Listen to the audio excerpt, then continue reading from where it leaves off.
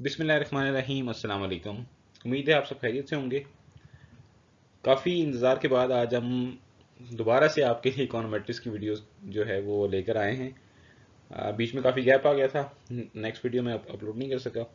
काफ़ी सारे students wait भी कर रहे थे, तो अब से इंशाल्लाह इकोनोमेट्रिक्स की वीडियोस भी आपको रेगुलर बेसिस पे मिलना स्टार्ट हो जाएंगी। मेरी कुछ पर्सनल मसरूफियात थी जिसकी वजह से मैं इसके ऊपर वर्किंग नहीं कर सका, लेकिन अब इंशाल्लाह मैं रेगुलर बेसिस के ऊपर इकोनोमेट्रिक्स की वीडियोस भी अपलोड किया करूँगा।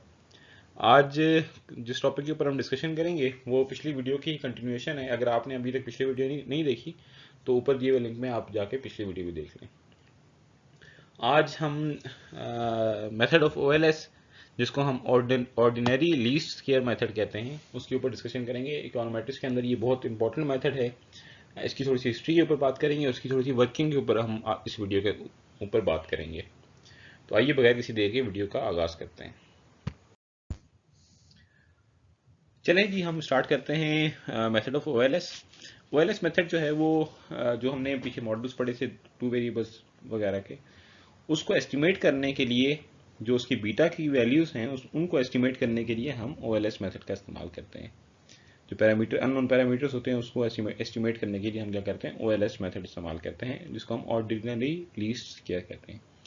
ये जो ऑर्डिनरी लीस्ट स्क्वायर मेथड है, ये कार्ल फ्रेडरिक गॉस ने दिया था, जो जर्मन मैथमेटिशियन था। इसकी तरफ इसको मंसूब किया जाता है। और सर्टेन अजम्पशंस के साथ अगर इस मॉडल की हम बात करें तो ये बहुत ही इकोनोमेट्रिक्स के अंदर यूज़फुल मेथड है और सबसे पावरफुल मेथड भी है, जिसको हम काफ़ी ज़्यादा इकोनोमेट्रिक्स के अंदर जो है वो इस्तेमाल करते हैं। और बाकी जो और मॉडल्स हैं आगे हम बाद में पढ़ेंगे, वो भी उसकी बेस भी यही ओएलएस मेथड ही प्रोवाइड करता है। अगर सबसे पहले हम बात करेंगे लीस्ट स्क्वायर प्रिंसिपल्स के ऊपर कि लीस्ट स्क्वायर प्रिंसिपल क्या होता है,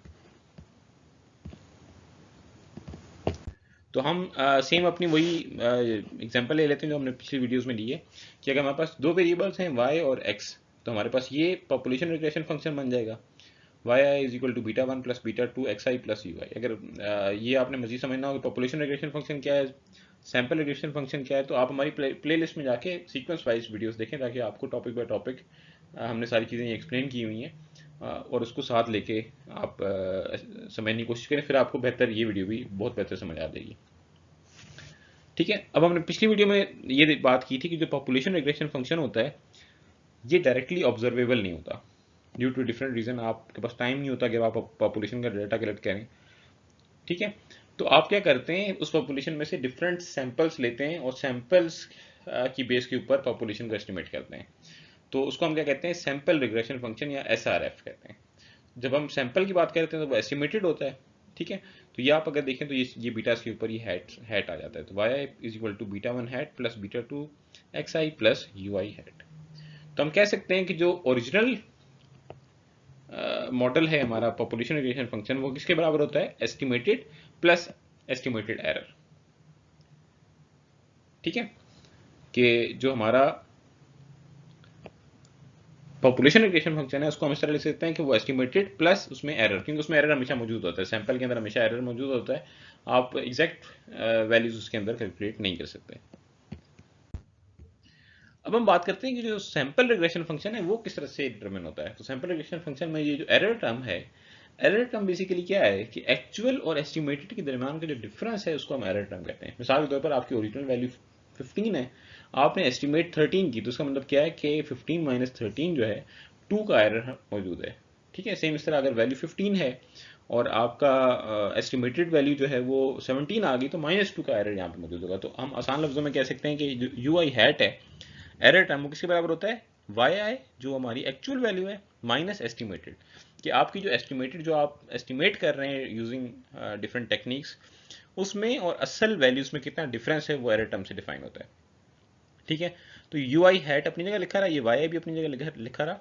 हमें पता है कि वाई आई हैट किसके बराबर होता है, वो बराबर होता है beta one plus beta two x i.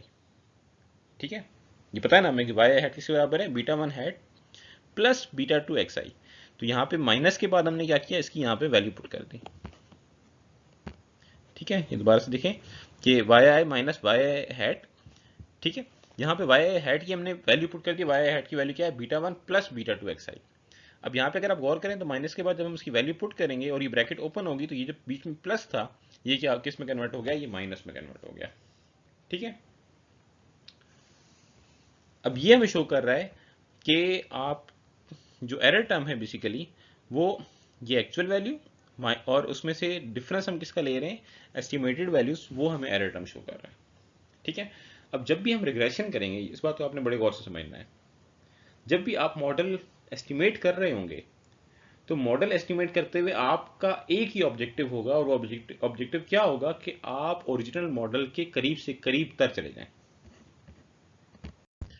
ठीक है, तो आपका एस्टिमेशन करते हुए सिर्फ एक ही पर्पस होगा, और वो पर्पस क्या होगा कि आप किसी तरह से कोई ऐसी टेक्निक इस्तेमाल करें कि जिसके जरिए से ये जो एरर टर्म है ये क्या हो जाए, मिनिमाइज हो जाए, या दूसरे लफ्जों में हम कहने का मतलब ये है कि हमारा जो सैंपल रिग्रेशन फंक्शन है, ठीक है, वो एक्चुअल y के करीब से करीब तर हो, मतलब जो एरर है वो कम से कम होना चाहिए। वैसा नहीं है कि एक्चुअल वैल्यू 15 है, आपने मॉडल ऐसा रन किया गया, आपकी जो वैल्यू थी वो 15 की जगह 50 आ गई, तो ये तो बहुत बड़ा एरर आ गया। इसका मतलब है कि आपकी एस्टिमेशन टेक्निक ठीक नहीं है, क्योंकि एरर बहुत बड़ा आ गया। ठीक है, तो हमारी या किसी भी रिसर्चर की जो ख्वाहिश होगी या ऑब्जेक्टिव है उसका, वो क्या होगा हमेशा कि एरर की वैल्यू को उसने क्या करना है, मिनिमाइज करना है। क्या करना है, एरर की वैल्यू को मिनिमाइज करना है। अब जब हम डिफरेंट वैल्यूज की बात करेंगे तो वहां पे हम सम ऑफ एरर की बात करेंगे। ठीक है, ये आप देखें आपके सामने लिखा हुआ है कि sum of u i, sum of u i किसके बराबर है, वही सेम बात है कि वाई, क्योंकि यू आई हैट जो है वो किसके बराबर होता है, वाई आई माइनस वाई आई हैट। तो सम ऑफ एरर्स को हमने क्या करना है, मिनिमाइज करना है। लेकिन आप लोगों ने बेसिक स्टैट्स में भी पढ़ा हुआ होगा कि और ये अगर आप देखें तो ये डेविएशन है ना, वाई आई माइनस वाई आई हैट। तो जब भी डेविएशन हम लेते हैं तो डेविएशन जो होती है वो हमेशा क्या, उसका सम जो होता है वो जीरो के बराबर आ जाता है।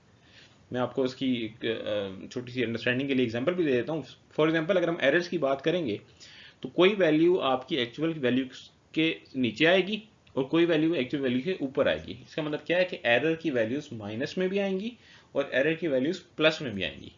और जब उन दोनों को हम ऐड कर देंगे, सारे एरर की वैल्यूज को हम क्या करेंगे, ऐड कर देंगे, तो ऐड करने से जो सम आएगा उसका वो जीरो के करीब करीब हो जाएगा, क्योंकि माइनस वैल्यूज और प्लस वैल्यूज आपस में एक दूसरे को कैंसिल कर देंगे। मिसाल के तौर पर आपकी ओरिजिनल वैल्यू 15 है, तो हो सकता है कि एस्टिमेटेड वैल्यूज एक ऑब्जर्वेशन में 17 आ जाए। तो जब 17 आएगी इसका मतलब क्या है कि आप एस्टिमेटेड वैल्यू ऊपर चलेगी। ऊपर का मतलब ये है कि -2 का एरर आया।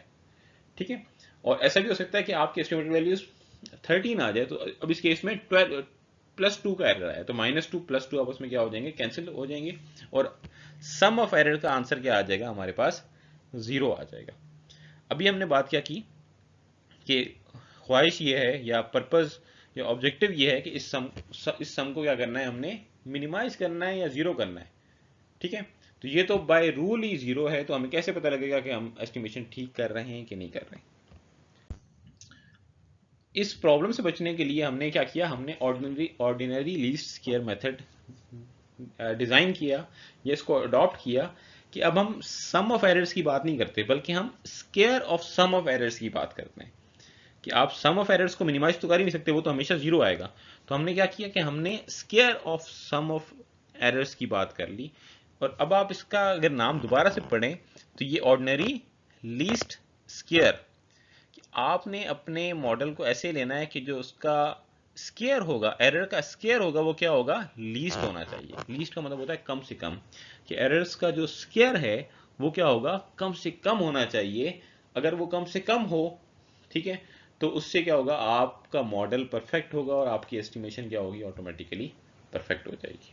ठीक है, अब आपको उसका नाम भी समझ आ गया होगा, किसका नाम हमने क्यों रखा है। तो हम क्या करेंगे, यहाँ पे इसका स्केयर ले लेंगे। अब स्केयर लेने की रीजन आपको समझ आ गई, क्योंकि सिंपल अगर हम सम लेते तो वो प्लस और माइनस वैल्यूज आपस में कैंसिल आउट हो जाती हैं। जब हमने स्केयर ले लिया तो स्केयर में क्या होगा कि नेगेटिव वैल्यू ऑटोमेटिकली पॉजिटिव हो जाएंगी, सारी वैल्यूज पॉजिटिव हो जाएंगी। तो वो जो 0 वाला प्रॉब्लम था वो यहाँ पे सॉल्व हो गया। ठीक है, तो यहाँ पे देखें दोबारा से इन्होंने वाई हैट की वैल्यू भी पुट करके बताया है कि β1 माइनस β2 xi। ये जो टर्म है इसको हमने क्या करना है, मिनिमाइज करना है, इसकी वैल्यू को कम से कम करना है। ठीक है, अब हम इस मेथड को कैसे सॉल्व करते हैं और इस सबका पर्पस क्या है कि हम इसमें से बीटास की वैल्यू निकालते हैं। इसमें से इस मेथड में से जो बीटा की वैल्यू निकलेगी ना, बीटा 1 की और बीटा 2 की, वो जो वैल्यूज होंगी बीटा 1 की और बीटा 2 की, वो OLS पैरामीटर्स होंगे। वो क्या होंगे? OLS पैरामीटर्स, कि उनका जो एरर का स्केयर है वो लीस्ट होगा। इसका मतलब क्या होगा कि वो पैरामीटर्स आपकी काफ़ी हद तक बाकी पैरामीटर्स से जो किसी और मेथड से आप निकाल रहे हैं उससे बेहतर होंगे। ठीक है। अब उसके लिए ये बीटा 1 और बीटा 2 वैल्यूज निकालने के लिए पूरा एक मैथमेटिकल प्रूफ है, हम उसकी तरफ नहीं जाएंगे, लेकिन जनरल में आपको आइडिया दे देता हूँ अभी कि हम क्या करते हैं, इसको प्रोसीड कैसे करते हैं कि ये जो इक्वेशन है हमारे पास, इसका डेरिवेटिव ले लेंगे हम। ठीक है। विद रिस्पेक्ट टू बीटा 1 भी डेरिवेटिव लेंगे, उसको सॉल्व करेंगे। उसको सॉल्व करेंगे तो हमारे पास ये पहली इक्वेशन आ जाएगी। ठीक है। और फिर उसका डेरिवेटिव लेंगे विद रिस्पेक्ट टू बीटा 2। जब बीटा 2 के रिस्पेक्ट से डेरिवेटिव लेंगे तो फिर हमारे पास ये इक्वेशन आ जाएगी। ठीक है। हम उसकी मैथमेटिक्स के ऊपर नहीं जा रहे, सिर्फ जनरल आइडिया मैं आपको दे रहा हूँ। इन इक्वेशंस को हम नॉर्मल इक्वेशंस कहते हैं। फिर इन दोनों को सॉल्व करने के अगर करते हैं हम, तो वहां से हमारे पास बीटा 1 और बीटा 2 का फॉर्मूला आ जाता है। ठीक है।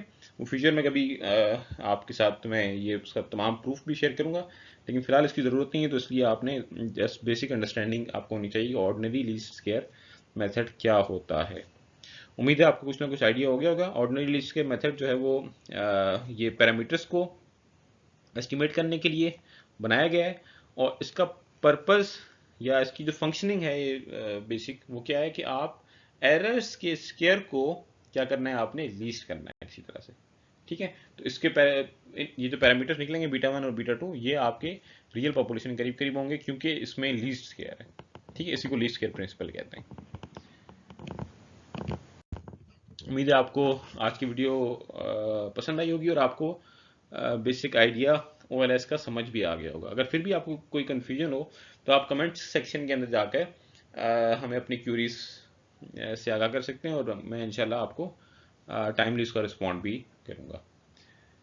ठीक है। हमारे चैनल के साथ जुड़े रहिएगा। नेक्स्ट लेक्चर में इंशाल्लाह आपसे वापस बात होगी। तब तक के लिए अल्लाह हाफिज़।